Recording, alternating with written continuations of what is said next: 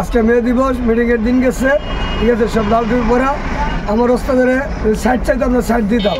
আমাদের বাইপাস মোচরে আজকে আমাদের ওস্তাদরা দেখেন মাইরা, দেখেন ড্রাইভারের মাইরা, ড্রাইভার অসুস্থ, বাসা চলে গেছে, তারা মেডিকেল নিচ্ছে।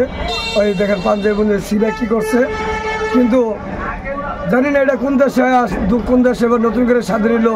দেশে গাড়ি রাস্তাঘাটে গাড়ি ঘোড়া চালাতে পারি না, ঠিক মতো চলতে পারি না। এইভাবে যদি মায়ের গুতা খাইতে হয় আমরা কীভাবে বাঁচবো, কীভাবে চলবো, কীভাবে আমরা স্বাধীনতা হয়ে ভরসা পাবো। গাজীপুর বাইপাস বাসের সড়ক পার হয়েছি, বাসের সড়কের পিছনে থাকতে সে আমাদের গাড়ির পিছনে একটা মিটিংয়ের গাড়ি ছিল, কিন্তু মিটিংয়ের গাড়ি না কিসের গাড়ি আমরা সেটা বলতে পারি না। কিন্তু গাড়িতে করে মিটিংয়ের গাড়ি থাকলে তার গাড়িতে নিচে একটা ব্যানার থাকবে, ব্যানার দেখলে ওই গাড়িটা সামনে গাড়িওয়ালা বুঝবে যেটা মিটিংয়ের গাড়ি। কিন্তু ব্যানার কিচ্ছু নাই, সব লাল টুপি পরা, ঠিক আছে। আজকে মে দিবস মিটিংয়ের দিন গেছে, ঠিক আছে, সব লাল টুপি পরা। আমার ওস্তাদের সাইড চাইতে আমরা সাইড দিতাম, সে সাইডও চাই নাই, আমাদের সাইডও দিতে দেই নাই, বা আমরা সাইড পেয়ে দিতারই নেই। কিন্তু রাস্তা চিপা ছিল এবং কি আগে গাড়ি কোনো ব্যানার ছিল না, তো আমরা বুঝতে পারি নাই।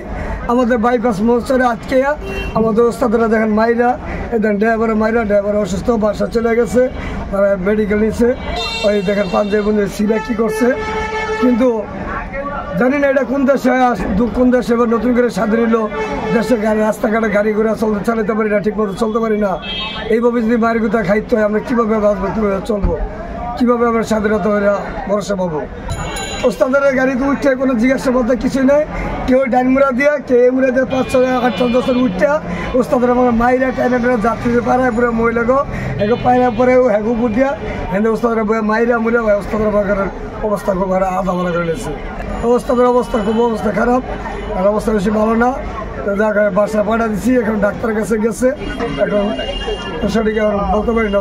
এটা বিচার দেওয়া অবশ্যই চাই, যেহেতু আমরা বিনা দোষে আমরা মার খেয়েছি, আমার ওস্তাদ মার খেয়েছে।